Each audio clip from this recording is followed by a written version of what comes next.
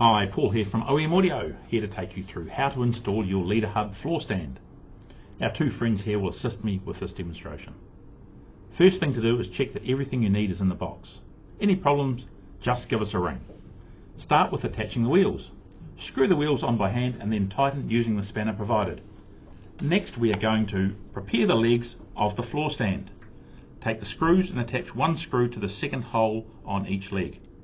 Two screws go in the middle to support the accessory tray, but don't do them up the whole way. Attaching the large floor stand bracket to the legs is next. You'll need a friend to help you. Align the floor stand bracket to each of the legs and insert the screws.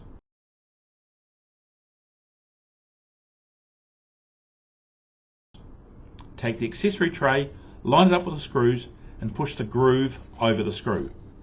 Secure the accessory tray with another screw in each end. Tighten up with Allen key provided.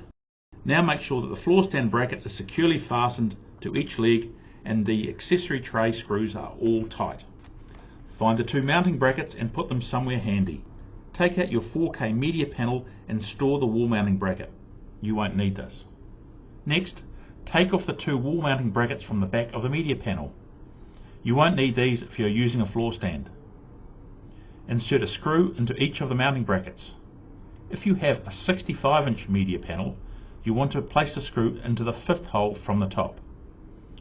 Insert another screw at the bottom of each bracket to secure to the media panel. The next job is to insert the Wi-Fi module if needed into the panel. You'll need to lie the media panel down on its side. Remove the screws of the module enclosure plate and push the module up inside the panel in the direction of the arrows. Next, put the brakes of each wheel on.